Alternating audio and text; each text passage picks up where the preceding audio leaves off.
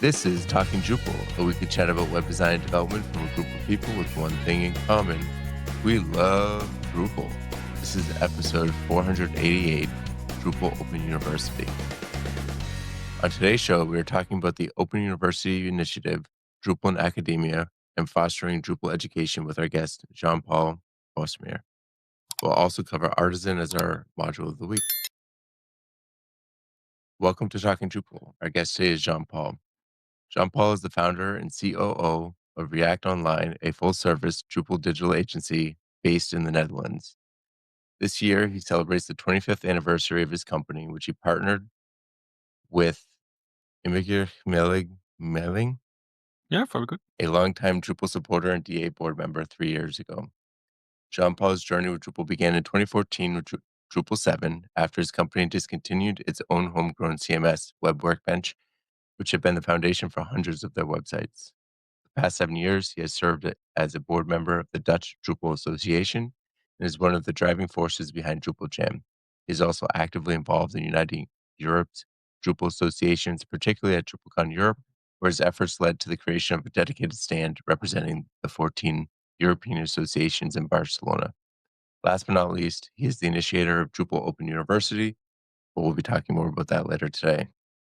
Welcome to the show and thank you for joining us. Thank you for having me.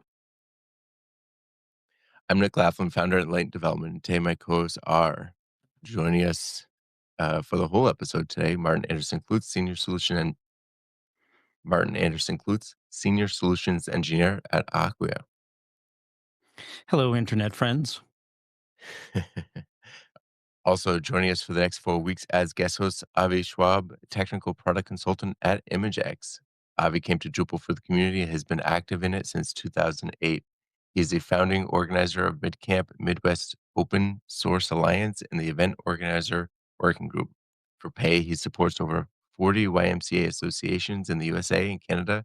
For fun, he bikes, bakes, and enjoys time with his family. Hey, everyone. Welcome to the Happy show. to be here. Thanks.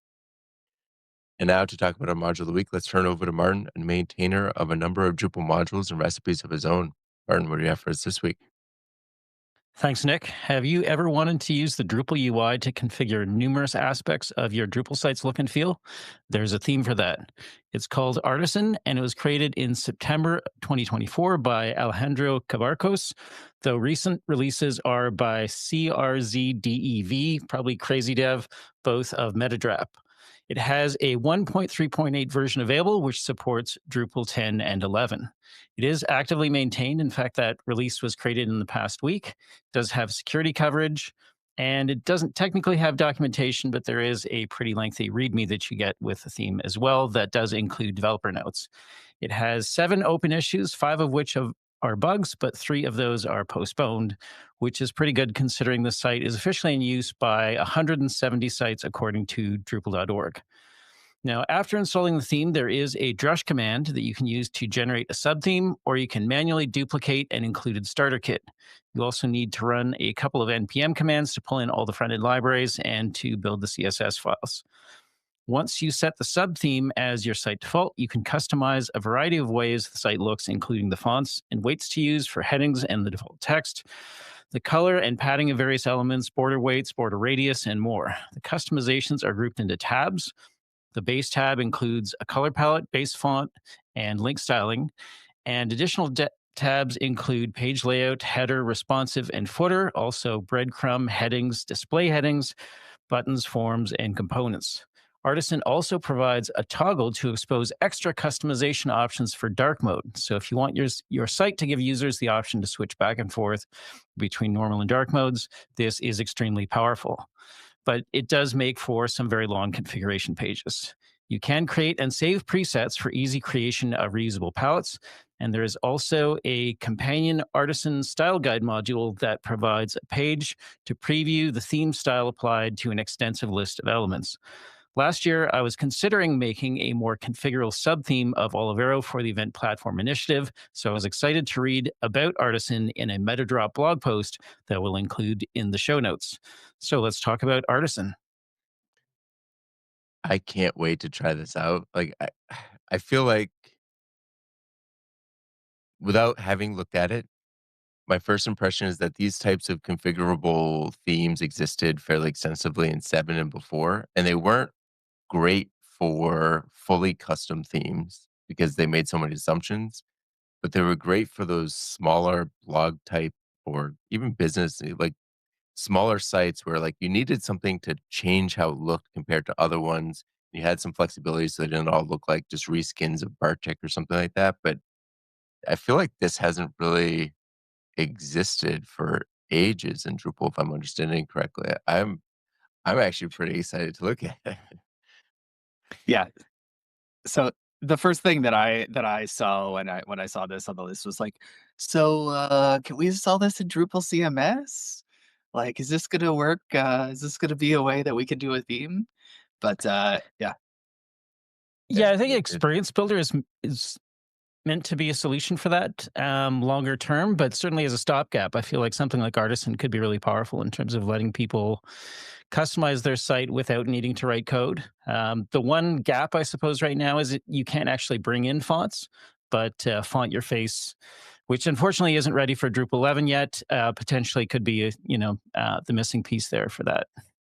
nice. I also I did a little dance when you said the dark mode stuff, and I've been looking at dark mode and the Bootstrap 5 like feature set for a while. We were trying to implement some of the stuff on the YMCA sites, and there's a huge amount of work that the Bootstrap folks did to get all of that supported, and it looks like this is basically like a really nice UI around all of the Bootstrap 5 variables, which is super, super cool. I was looking to compare the Bootstrap 5 module that apparently has like almost 20,000 installs.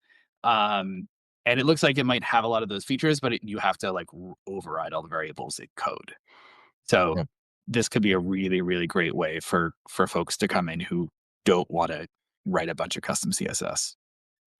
Yeah, and you just mentioned Drupal CMS, and where Drupal CMS testing it out if you're in a non-code environment. Yeah, that really helps to customize and make it your own, and you have a feel of about what Drupal is about faster. Yeah. That's a good point. I'm gonna post it in the channel right now and for, Drupal CMS and see what people say. Maybe we'll have something after the show for our patrons to chat about. Yeah, it looks like I also see that it uses SDCs. I'd be really you know, given the show last week, which was super cool. I always love Brad talking about that stuff, but I'm wondering if they've like built SDCs around all of the Bootstrap components, which would be a huge, huge deal too, because Bootstrap also has a lot of pre-configured components that are very sensibly designed and you know work for pretty Um, much any application. so just looking at it really quickly, it looks like they may be integrating those, but most of the SDCs are around Drupal specific things. Like there's one for block, breadcrumb, Mm, local tasks, navigation. So they're without spending this episode looking at the actual implementation details of it, it looks like it's more Drupalisms. But if I would expect that they would be mapping those to the Bootstrap variables. That would probably make the most sense to me. that makes Um, sense. since you mentioned last week's episode, I just want to really quickly mention that there was a question on YouTube about how to integrate SDCs in the UI, and I asked in the components channel, and the resounding uh, response was that you should use UI suite and patterns for kind of integrating SDCs to the UI. And if you want a simpler, less powerful version, the SDC display module gives you the ability to map variables from fields into SDCs. Um, there's ways to do that, and maybe Artisan can be uh, tied into one or two of those, either of those options as well.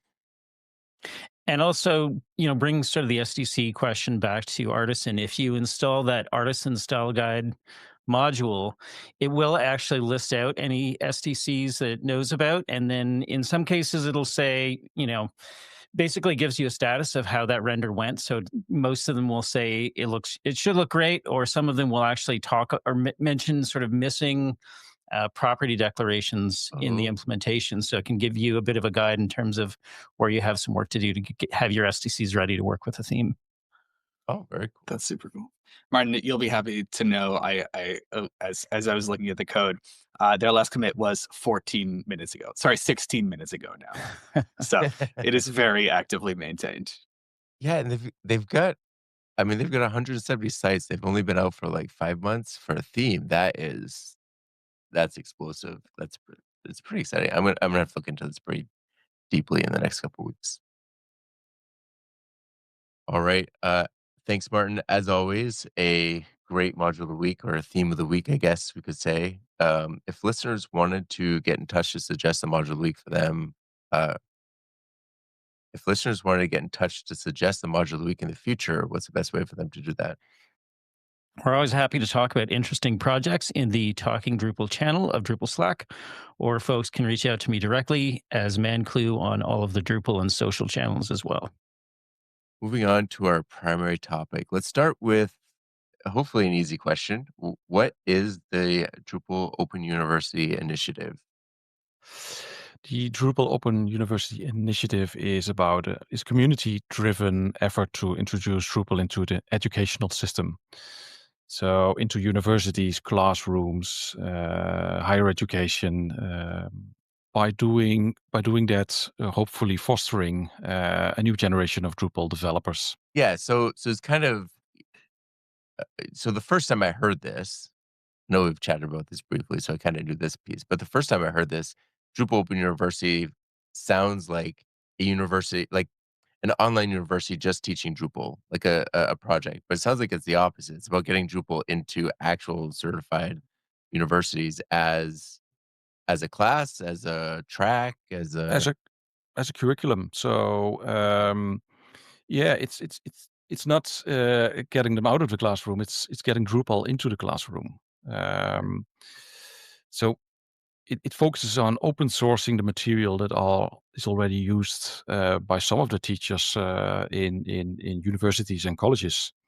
That is about Drupal, and so at least that's where it started.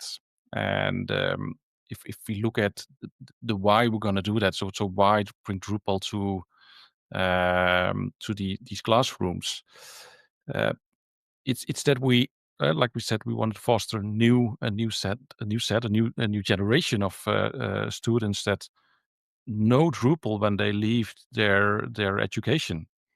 So they have a choice and can elaborate on and learn and grow on building Drupal, and or at least consider it as one of the tools that they can use to build modern platforms and websites. So, Jean-Paul, what's kind of the origin story for Drupal Open University? How did it come to be?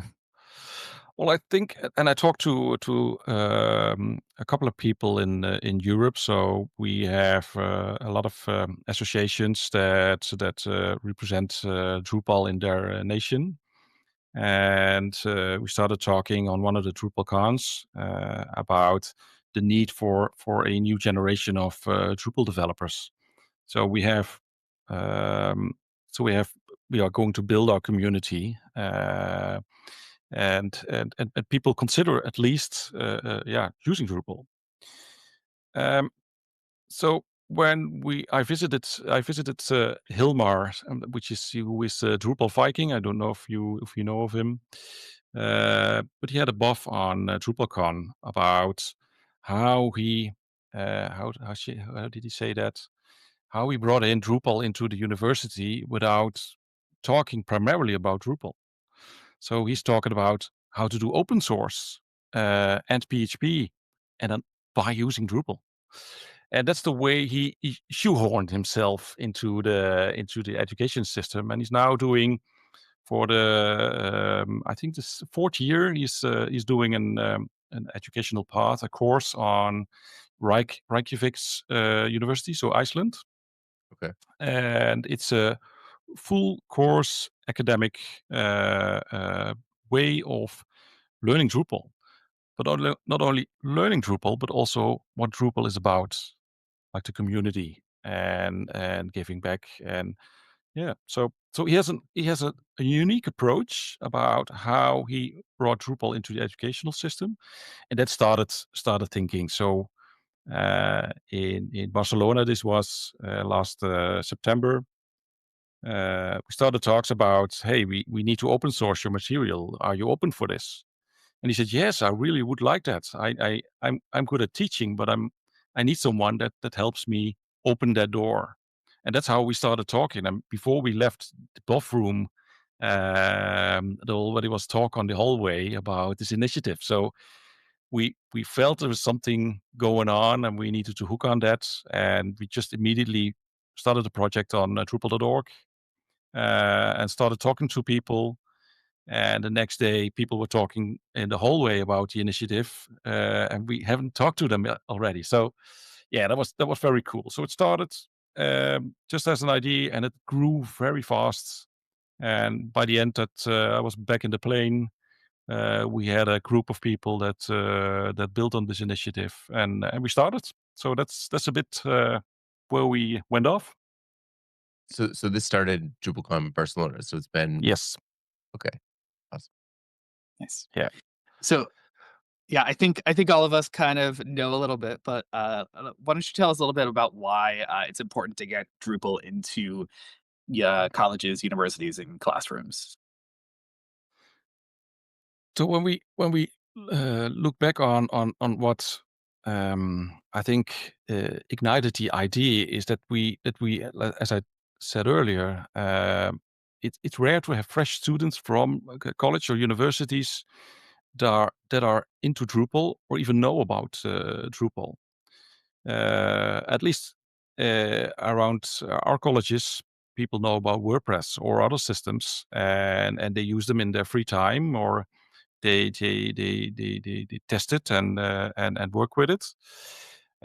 So we hear that coming around a lot, and it's always about how easy it is to manipulate things, and you can get things done yourself. And Drupal, if they already know it, is looked at as something that's a little bit heavy. Um, so when you want to approach the people and let them know that Drupal is there and there's another side of it, then the classroom would be an ideal environment to get them going on Drupal.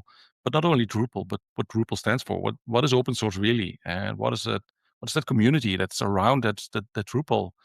If you bring them in and get them hooked, then they'll get flying, and they'll try themselves. And then at least you have people that are, I think, early. They are, yeah, they can choose themselves what system that they wanna use and where they wanna build on in their profession later on. Yeah.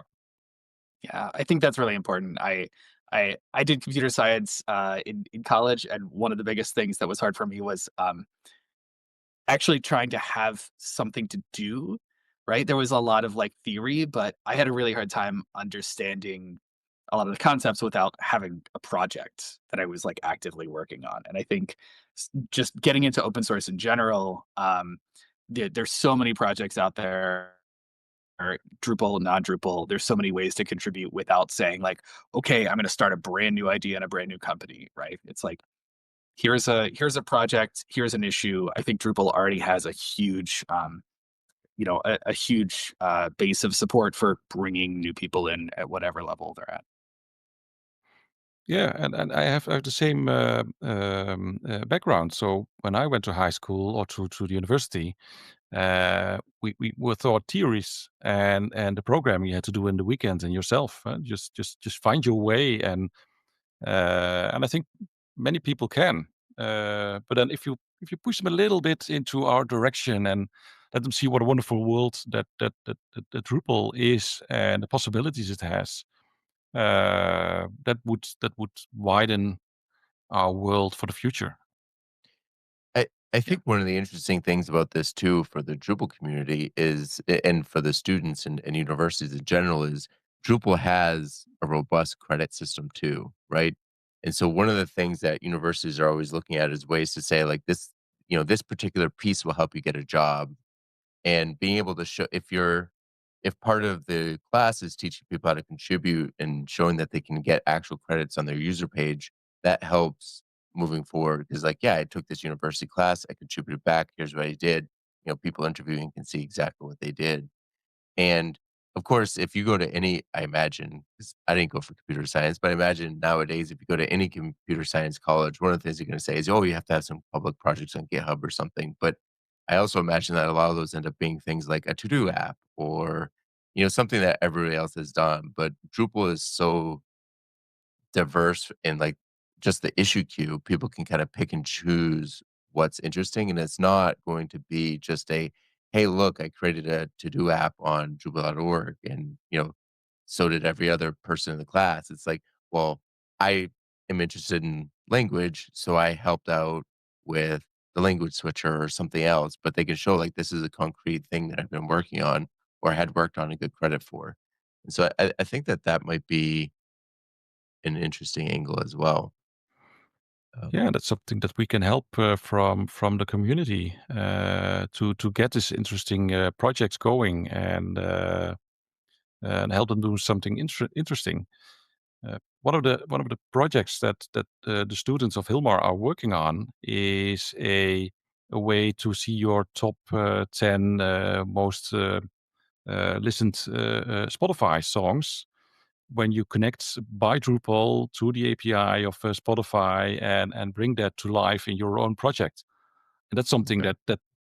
that instead of a to-do list is something that speaks, I think, to students, and we can imagine so many more ways of letting them experience the power of connecting to APIs and other systems. Yeah. Yeah, that sounds like a good, beginner integration too. So, I imagine that this is a complex initiative, because you're dealing with so many different variables, and I think you've been moving pretty quickly. But what stage is the initiative at? It's fairly new. You said that you have students already. What stage would you say it's at? How's it going progressing? So we started in Barcelona, which was last year, and we're getting a lot of flight and momentum at this time.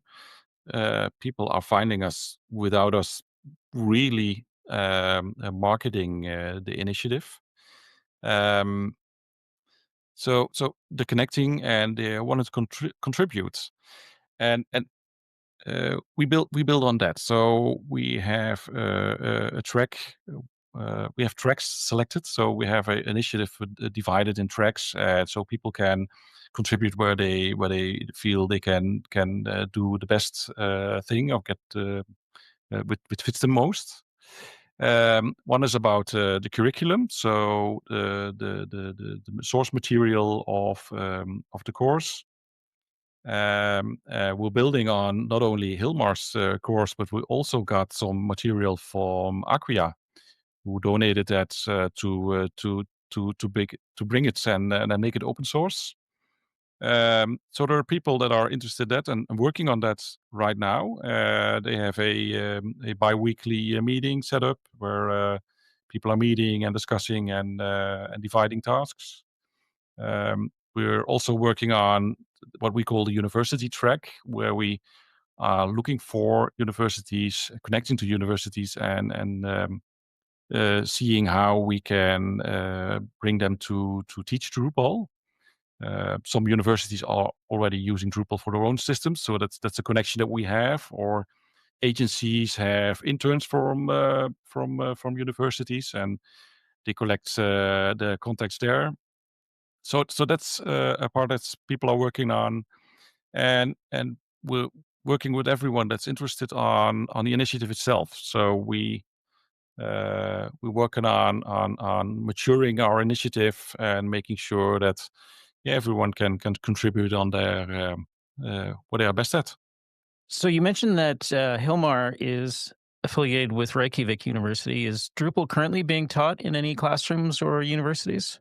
I think he just started or he just ended his course for this year. He was also looking for a project like you mentioned earlier, that's something interesting to work on and have them students build a real world application. I think that was postponed for one trimester, but the course is still given, and he does a crash course. So he does, I think, 3 weeks, full days. What normally would be a 12-week normal course timeline, but then you have 1 or 2 classes in a week, and he sometimes does a crash course. So that's so there are multiple ways of how Drupal can be taught in the classroom, and we're still thinking about how we can expand on that and have multiple ways of working with this course material. So Nice. yes, it's taught by Hilmar, but we also heard about other teachers. So teachers from let's say USA, Canada. I heard something about Asia and Europe. So when we are talking to people, we still find teachers that actually teach at education and at universities and at colleges. So if we can bring them together, then we can build something like a teacher's track or a teach the teacher, or perhaps they can collaborate themselves or together. Um, but by open sourcing it, it's an all new level to open source. Not open source the system itself, but the courses and the teaching ways also. Yeah. Yeah. Yeah, actually, in my previous role at an agency, we were part of a program where we actually did what you're talking about of teaching some of the interns at the local college, local community college. We had a whole curriculum about Drupal, and I can tell you, as you know, each person delivering one section of that curriculum had to update their own material every time it was taught. And so, you know, you move from Drupal 8 to 9 or 9 to 10, it could end up being a lot of work. And so absolutely love this idea of it being that work, that's something that we could share as a community and sort of, you know, not make each person responsible for all of that. Yeah, you're absolutely right. We had a Drupal in a day a couple of years ago. I think more than a couple of years, where we did this. We invited students, 2 buses full, and we started a day of showing them Drupal. And that material, is in the Drupal 7s, or if it's translated to Drupal 8, it stays behind. So if you can do a community effort on that and bring the material to up to date and have something that everyone can pick and use there to complete their course, and we have made a huge step, and it's easier to teach it everywhere. Yeah. Yep. Nice. Yeah, I mean, it's clearly a lot of angles of attack here, trying to kind of get it all in. We've had this conversation too. Chicago at MidCamp, trying to figure out how to connect with people. What is the kind of general idea of your approach here? Are you going to approach professors or universities directly? I know there's a lot of conversation around open source program offices, which are kind of new offices that are forming in a lot of universities lately that are supporting open source usage and programs. Or could you like go to students directly and get students like to kind of push for these options at their university? Yeah, so we see a lot of that initiatives around the world. In Europe, they're really pushing forward on open source. So government, education, or that are pushed to use open source. So there's an idea about we need to use that, and that can be a great hook to get into any program, any teaching program, to teach open source, because we can do more than that code alone, and we can coexist with other technologies. So one of the other ideas that we heard of is people teaching and headless platforms and websites by using Drupal. So React.js might be the main technology, but Drupal is feeding that front end. And so you have best of both worlds, and add on that the open source and the community, the contribution system and the credit system, which makes it very powerful and also very much supported. So if you start an open source project, you know that someone else can go and help you or take over if needed. So you have no lock-in or custom Yeah. application or something like that. Yeah, and, the reason why I put this question in here is because I was thinking about, like, what's the barrier to entry for getting, like, a course on Drupal or a course maybe it's not a whole course on Drupal, but a course on CMSs where a significant portion of it is Drupal or, like you just said, React, where you're using Drupal as the underpinning of the data store and editorial experience. And I was thinking, just as somebody who has no knowledge really of how things get into schools, I feel like if you go to an administration of a university and be like, "Hey, we'd like you to teach this course," they're like, "Great, that's good. Wait, you expect us to find a professor to teach that?" Right?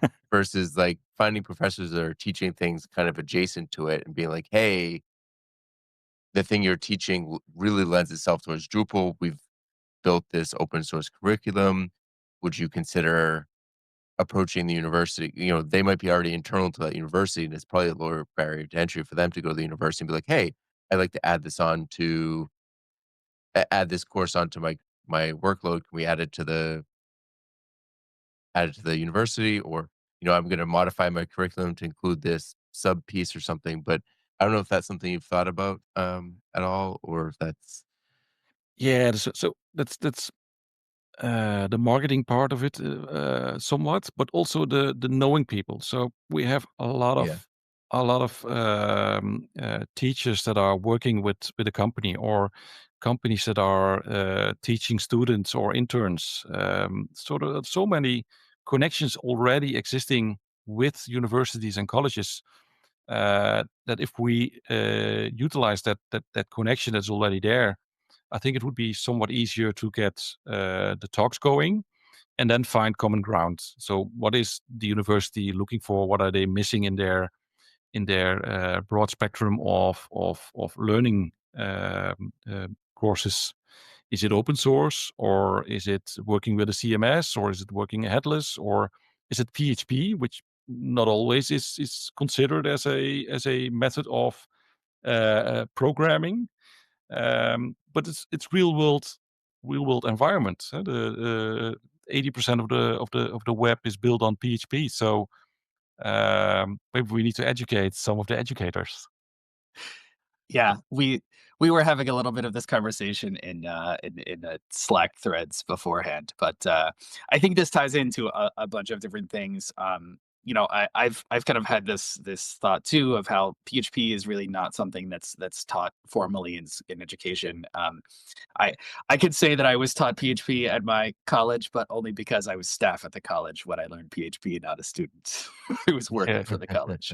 But I also like the idea of tying into whatever the popular kind of things are at the time, right? So headless and JavaScript is really a big deal. We could say like, you know, Drupal works with that. If AI, Drupal works with that. Whatever those things are. The other thing that I think is really um, could really be helpful in all this is kind of differentiating um, and targeting specifically where we want to try and get these things in. Having worked for a large university for a decade, I can say those are often pretty challenging places to bring new ideas sometimes. Um, Whereas, at MidCamp, we've had a number of folks from kind of the smaller colleges that are like further out from the city. That are they're less well known. They don't have the big name recognition, but they're doing a lot more. Boots on the ground education, sometimes vocational stuff, sometimes still theoretical. But they also may be more open to somebody from an agency coming in as an adjunct for a quarter or, you know, just a yeah. kind of trial period situation.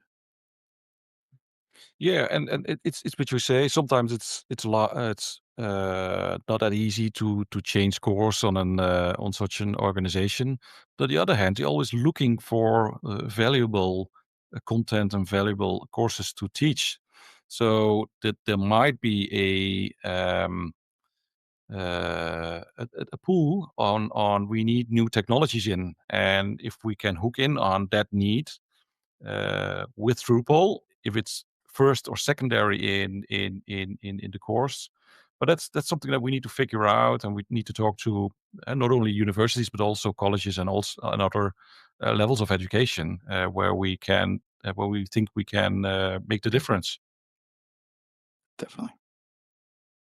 So, how are you actually developing this curriculum? I know you said you're open sourcing it, but is it being developed in the issue queue? Is it being developed in the Slack meetings that you mentioned already? Have you not yet determined the way that you're doing it? How's that work? We're finding that out. So it's been a while since I've been developing myself. So using the issue queue, I've asked someone to help us with that and make sure that we credit everyone with all the things that we do. But it's people meetings. So we do meetups, we do Miro sessions. So we meet in person and we use Slack a lot to communicate and yeah, and bring each other up to speed on what we're doing. Okay. So we try to centralize the growth of the idea itself and building on that and making the roadmaps where we want to go. Okay. Um, but the tracks themselves, so the doing the courses and adding to the material, that's something that people are doing on a side track and taking their own time and timeline Yeah. to make that happen. So 2 weeks ago, we had a Mio Jam session where we had about 20 people in working on the strategic alignment of the and the roadmap of the initiative. So where we look ahead and see, okay, where we want to be in next month and in the half a year, in a year. So where will we want this initiative to lead? So we can um, yeah, the things that we discussed, like do we need to contact the teachers or the universities? Who do we? So that we need to figure that out. And if we Okay. have that roadmap, then people can fly and do the things that they do and get this happening. So so that's one. But just talking about ideas, Drupal in a day, or maybe shorter programs where we can do or we can do a deep dive, or we can do a follow up, or maybe we need to upgrade things to Drupal 11. So there are a lot of things that are discussed and that we put on the timeline somewhere.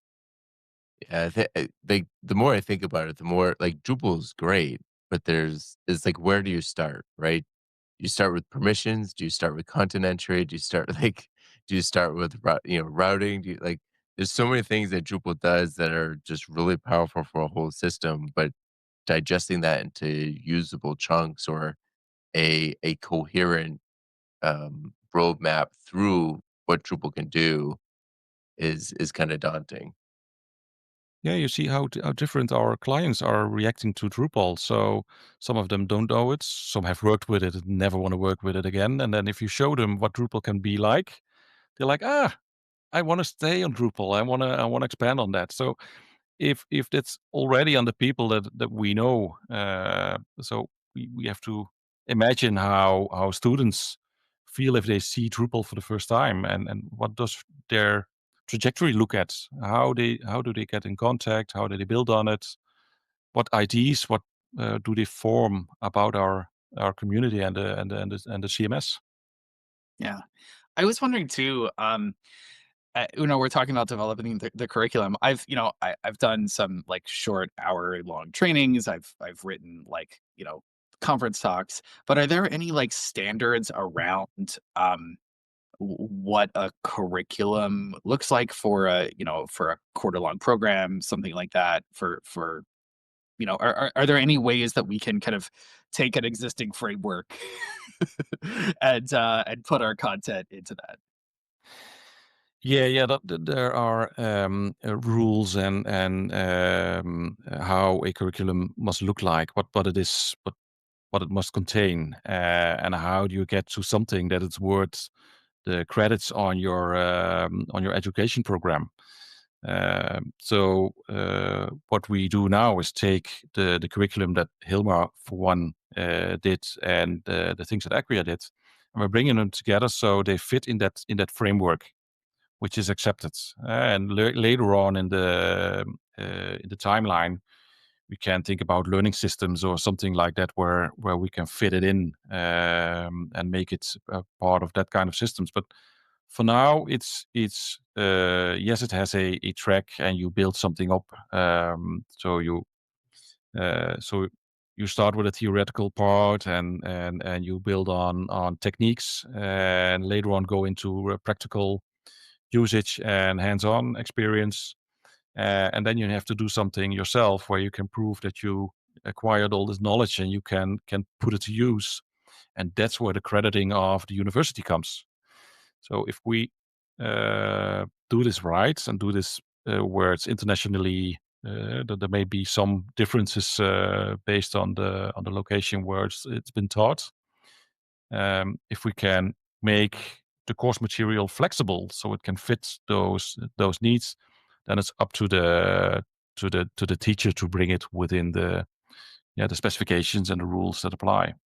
Yeah, I feel like one of the things, another good approach for this, and I'm sure you guys have talked about this too, is you can also approach it from the side of like information architecture, right? Information architecture is something that I think is a valuable skill. It's one of those things where people don't know about it, but it's a valuable skill no matter where you end up, right? Being able to look at content and understand how you should parse it up, and knowing that there's many different ways you can do it, and depending on a particular situation, one way is better than the other. And Drupal is great, I think, for illustrating something like that because, I mean, I think that's one of the most powerful features of Drupal, the fact that you can break up the information architecture 39 different ways. And, so even if it's, again, if it's not, it makes it easier for Drupal to become kind of the tool you're using to teach something that is applicable in a wider stance. So you're teaching Drupal, but it's not like this is a Drupal class, because I think at some point as adoption grows, people seek out a Drupal specific class, right? But I think for a student going into university, like seeing something like information architecture, learn how to break up content in a way that your users and editors will be able to interact with it, right? That probably has much more long-term career things. But if they learn it on Drupal, when they get to a system that doesn't do information architecture well, they'll be the ones saying, hey, this is the information architecture we need. Drupal is the tool that will allow us to implement that. And then maybe React is the way we present it on the front end. But that feels like another way to kind of get Drupal into the mix while also serving the greater needs of, what the university is trying to provide to its students. And like I said, finding those types of avenues, I think would be really, really helpful in improving the adoption of this type of program. It's exactly that, because if you just teach Drupal, no, let's take the other way around. If you teach people how they're gonna do it, and they use Drupal by example, or by the thing that they can prove it in, then they teach them how they build something, and you have so many ways to put it in a content management system. And if you don't learn people how to do something, they can really mess it up in Drupal also. So learning it in a build-up phase where you learn how to build something and use the tool that comes with it, then you have some really stuff that you can build on in your later profession. So I fully agree. Yeah, it's like Drupal is the journey, not the destination. It's Exactly. it's it's how we get to the thing we want to do. That was like one of the first Drupal conferences I ever went to, was the Do It with Drupal that Lullabot did like forever ago. And a couple of Mm. their sessions were like, uh, how to build Flickr with Drupal, how to build a social media platform with Drupal, right? So taking some kind of pre-existing systems and showing how we might get to that thing with the tools that we prefer. So that could be a really interesting path. Exactly. I thought So it was really useful. Yeah. it is. It is. So you bring them the tools which they can do it with, but the learning experience is in building that thing that you want to build and how to do that. Yeah, for sure. So, Jean Paul, what would you say are the main differences between the Open University Initiative and services like Drupalize.me or resources like Drupal at your fingertips or even Drupal TV? Are you planning on leveraging some of that existing content and the folks who've created it? Yeah, there are a numbers of fabulous services out there. That's we have used Drupalize Me and others for our company and teaching and deep dive stuff.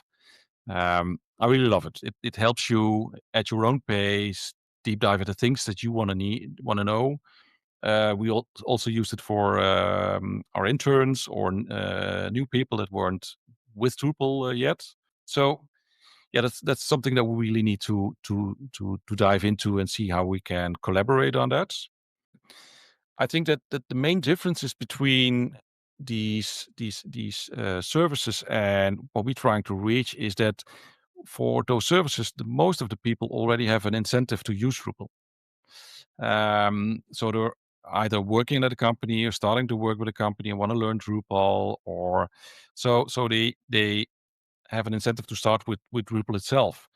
I think that's what we are aiming for at our Drupal Open University initiative is to make people that are not aware of Drupal learn the Drupal way and see what Drupal is. So that so there's this difference in where we start in your professional journey that we want to reach people. But after that, if you are known with Drupal and you want to go deeper or you want to expand on that, then these services can be a perfect add-on or a next step to get your knowledge expanded even more and build on Yeah. that. But then you already have the how. So why do we do this and how do you do that? And then it's you do it with Drupal. But yeah. So we haven't been talking to them yet to these services. We are in talks with the Drupal Association and people that are in talk with Drupalize Me. But we'll cross paths eventually and look each other up and see where we can help each other. And maybe they want to open source some of the material so we can help each other. And then you have the perfect mix of open source and commercial parts, and that would be perfect. Okay. Yeah, I think that's one of the biggest things is getting to targeting new folks. One of the things I looked at kind of researching for today was just going back to the Acquia certifications and some of the guidance they have around those. I took them, back in Drupal 8 days. But one of the like recommendations that they have to prepare is review several Drupal projects that you or your team has worked on. And like that only works if you're already like fully embedded in the Drupal ecosystem. And it seems like it's very challenging for somebody who's new to get to the point where they're even able to think about some of the pre-existing systems that we have in place for certifications and education. So I think getting to the point where somebody can come in with no experience whatsoever and start is going to be a big barrier that we can remove. Sure. Yeah, and we want to expand our community and bring young people in, not only young people but new people into development and into Drupal development. So the education system is one of those things that we can use for that. Yeah. So what's next on the roadmap for Drupal Open University? I know you talked about collaborating with Drupalize Me. Is there any intent on kind of getting into some of the online like self-driven platforms to kind of open this up for folks to dive into on their own? Where do you see it going? So I think if people want to go on their own, then we have these fabulous platforms that we just talked about, and as it, so one of the questions that is surrounded around that is why do we use their material and just give that as a course on the university? But we look back at the education system and what they need in build up of such a course and how they can credit the knowledge that you have gained. Um, so we're looking at that. So how can we expand the number of courses of the variants that you can make of that? So the different ways you can fit in on what a university or a college needs. Um, and we are in the process of accelerating the initiative itself. So um, uh, people with finding new course materials. So there's more out there that people are already teaching or using. Can we bring it in? Can we build different tracks or different variations? We are looking for universities, so connecting to them, getting to know them, getting to know the teachers that are out there and are teaching or willing to teach Drupal. So together we can, spread the love about our Drupal and also build a little bit on I think the positive energy we feel within the community about Drupal CMS. It's this um, if we can combine these things, new things happening, a new horizon, a new dawn for Drupal, as it were. We can help with the Open University initiative on reaching more new people that are unaware of this Drupal ecosystem and the powerful things that they can utilize to accelerate their growth and development. So that's something that we're looking at, and we're expanding. So we're just still looking for people that are willing to join the initiative and bring a valuable part, so we can build on the tracks and maybe build new tracks if the new needs will appear, which we are not aware of now. So let's dive into Drupal CMS a little bit because that's been kind of a big focus of the community for the last just under a year. I'm curious if you just mentioned that you want to build a little bit on the kind of enthusiasm around it, but are you looking at Drupal CMS as kind of more from an academic point of view as a way to like talk about how the community works together or how particular sites are built or things like that? How are you thinking about integrating kind of with Drupal CMS? I'm not sure if I'm thinking about integrating the Drupal CMS, but the Drupal CMS is a momentum and a way to reach new people. And so from that standpoint, that's something that we are looking at. How can we use that momentum that we have and add to that, make the enthusiasm bigger by Mhm. by reaching out from different points of view? So the Drupal Open University initiative is one of them. Another one is how can Drupal associations for instance, Europe work together to work on promoting and marketing Drupal better. So it's really about getting out there and make sure that everyone heard of Drupal.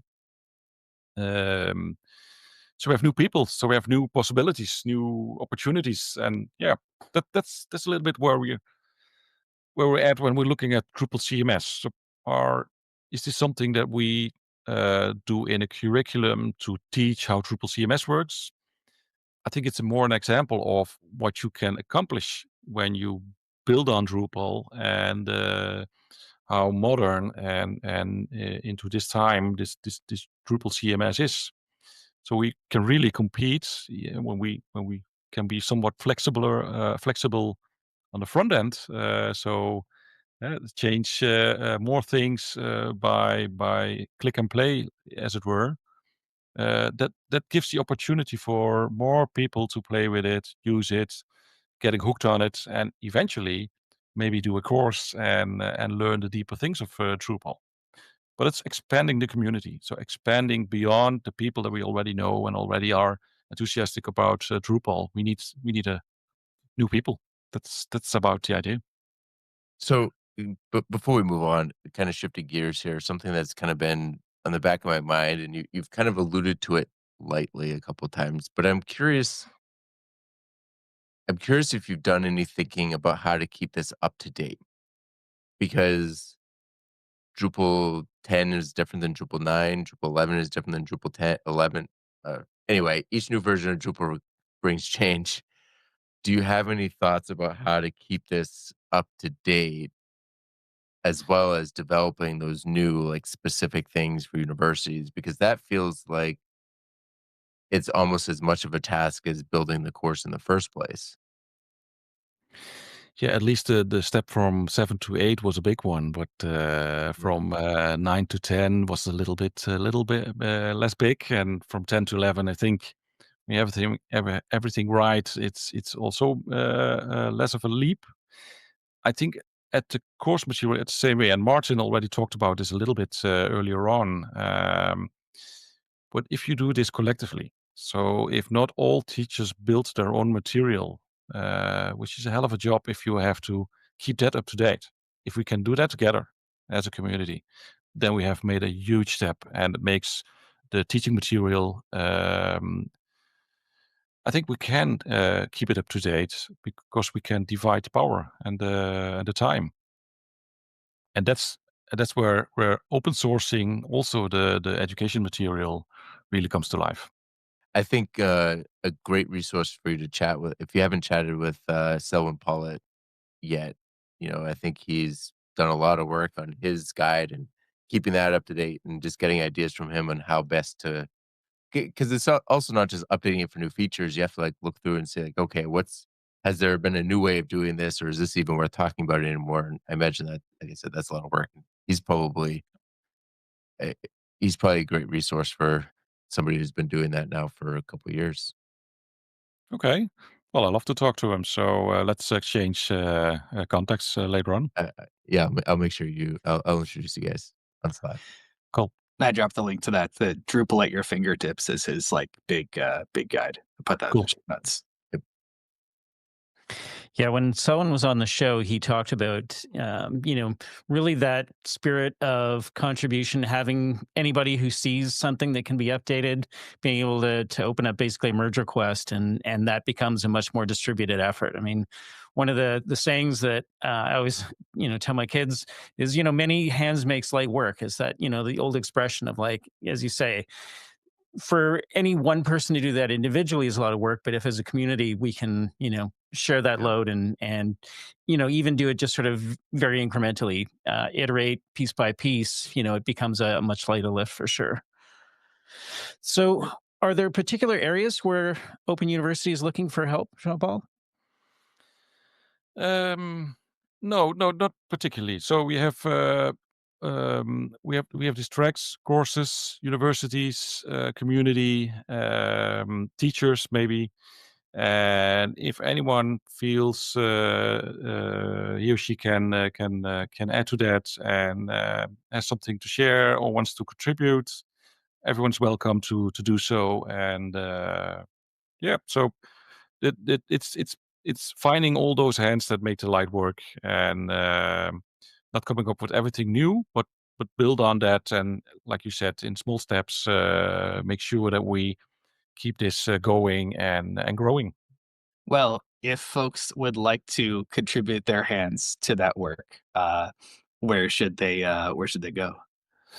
So we have a channel on Drupal Slack. It's hashtag Drupal dash open dash university. So just join the channel and shout outs, and we'll invite you to the bi-weekly meetings or one of the tracks where you can meet up. Or you can find us our project on drupal.org/project/open underscore university. And you'll find the maintainers there. Just contact me or contact me directly on Drupal Slack at John dash Paul. Well, Jean-Paul, it's been a pleasure having you on the show to talk about, Open University, and I'm really excited to see the fruits of this. This is one of those, projects that's very much, planting a tree for the future generations. I don't think it's 20 years of the future, but I think this is one of those things where we'll start seeing the fruits in a couple of years, but it has the potential to be like a really strong source for kind of rejuvenating and maintaining the Drupal community long term. So I'm very excited about this. It it's very cool. It's a very cool initiative. It's also surprising that it took until Barcelona for somebody to kind of really think of it and start working on it, because it's one of those things where once you hear it, like, man, that's a great idea. Why why haven't we been doing this since the beginning? I'm very excited to see where this goes. Thank you very much. It has been a blast to be here and talk about it. And so, yeah, thank you for having me. Do you have questions or feedback? Reach out to Talking Drupal on the socials with the handle Talking Drupal or by email with show@talkingdrupal.com. You can connect with our hosts and other listeners on Drupal Slack in the Talking Drupal channel. And you can promote your Drupal community event on Talking Drupal. You can learn more at talkingdrupal.com/TD promo. Get the Talking Drupal newsletter to learn more about our guest hosts, show news, upcoming shows, and much more. Sign up for the newsletter at talkingdrupal.com/newsletter. And thank you, patrons, for supporting Talking Drupal. Your support is greatly appreciated. You can learn more about becoming a patron at talkingdrupal.com and choose Become a Patron. All right, Jean-Paul, if our listeners want to get in touch with you or had any questions, what's the best way for them to get in touch with you? Contact me on Drupal Slack at John-Paul. Perfect. And Avi, how about you? Yeah, I am Froboy on all the Drupal things. I'm also on Mastodon at Froboy at Mastodon Online. And you can get in touch with Imagex at imagex.co. Okay, and Martin, how about you? Folks can find me as Manclue on all of the Drupal and social channels. And you can find me pretty much everywhere at NixVan, NICXVAN. If you've enjoyed listening, we've enjoyed talking. See you guys next week.